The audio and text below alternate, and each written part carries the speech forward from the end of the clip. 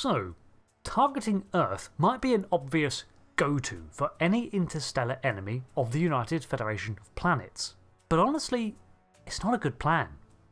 In the earlier days of the Federation, it might have been a more sensible target, but as time went on, the power structure and robustness of the UFP grew. In fact, we can historically see that the only times Earth was considered a feasible target to destroy the Federation had involved time travel. The Xindi were being misled by future knowledge and the Borg attempted to assimilate Earth's past. This is for two reasons. Not only would any major force likely be destroyed, if not in the attack, then in the escape, considering they'd literally be surrounded, but also the Federation has countermeasures for redistributing its power structure should the worst happen.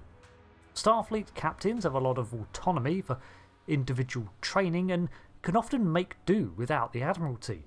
Likewise, the status as the Federation homeworld can be transferred, with the backup locale being Tellar and core worlds of Vulcan and Andoria both having extensive facilities to manage the bureaucracy. Undoubtedly it would cause disruption, but it would not be the decisive victory blow that many might think. Only if you'd already pushed the UFP all the way back to Earth would conventional assault work. This goes double for the Dominion War. Captain Sisko was right when he pointed out to Admiral Ross that Earth was not the key to the Dominion War. DS9 and the Bajor system were, because that's where the wormhole was. The only real reason to target Earth is to send the message that nowhere is safe, not even a paradise world of the Federation. And, fortunately, no enemy was willing to throw away the required resources just to send such a message. Until the Breen. The Solar System has numerous layers of defence around it. Firstly, the outer warning stations, which in the 22nd century included Starbase 1. Then there is the Mars Perimeter Fleet, which... okay, that wasn't that formidable originally. But after the Borg's attempted incursion, Starfleet redid a lot of things, okay? But around Earth, we have the amazing Earth Space Dock that can connect to a planetary shield grid, which features probably the most robust deflector shield system in the entire UFP. On top of this, during war times, numerous other smaller weapons platforms and networks are in orbit to protect the planet. Fighters and ships are present on lunar bases, which can be launched to intercept vessels, and of course at any time there are going to be several active starships in system. However, there are openings. A big problem is that many of the other ships present here are going to be either in dry dock or in the midst of some shore leave, repair, cargo transfer, or something else. While there are a lot of ships in the system, they tend not to stay for long, and if they are staying, it's because they were operating at suboptimal capacity, if active at all. According to the Tales of the Dominion War short story 11 Hours Out, a Breen agent named Zadag made his way aboard a Starfleet weapons platform, part of the Earth defense grid, and commandeered it.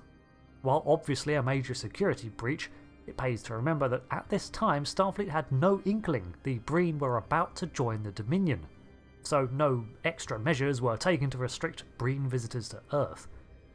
This soldier managed to take out the security aboard, then turn the platform against the Federation. Meanwhile, the USS Enterprise NCC-1701E was on its way back to Sol, as it was between diplomatic duties at the time heading back for resupply and shore leave. At the same moment, the Breen attack fleet entered the Sol system.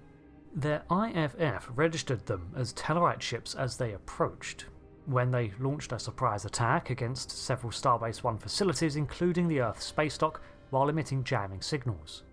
The initial attack fleet then made its descent through the opening in the defense grid that Zadag had made to attack Starfleet Academy, headquarters, and San Francisco. The USS Columbia managed to get a message out from within the Starbase 1 dock, but thanks to the attack, the bay doors were inoperable.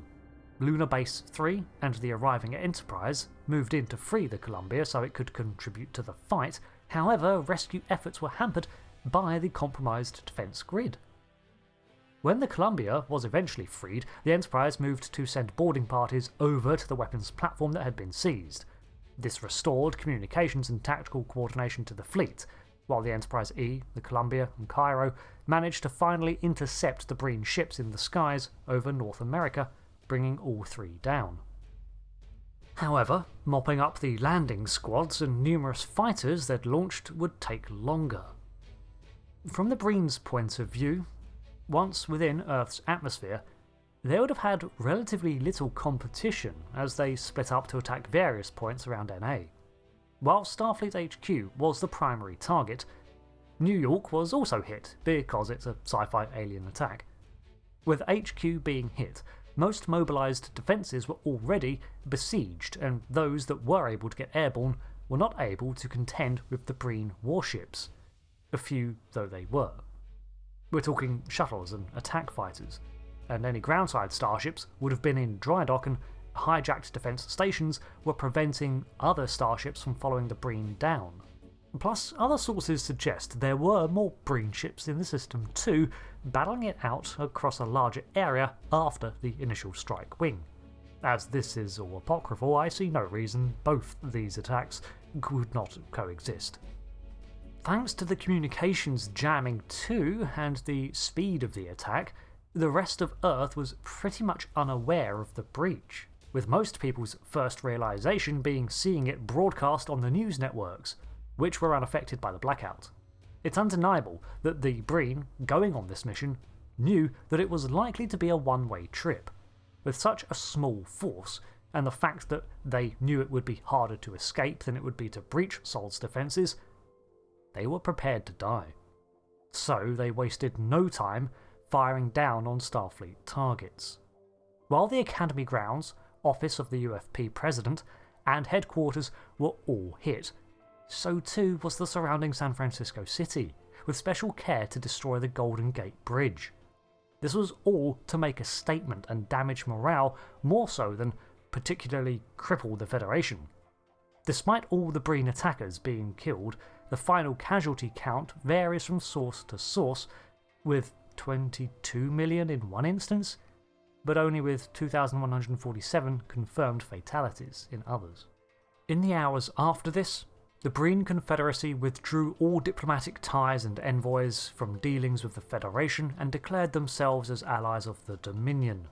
Generations later, this would still be remembered as the first successful attack on Earth in around 2 centuries, something that had not happened since the Earth-Romulan War or the Xindi.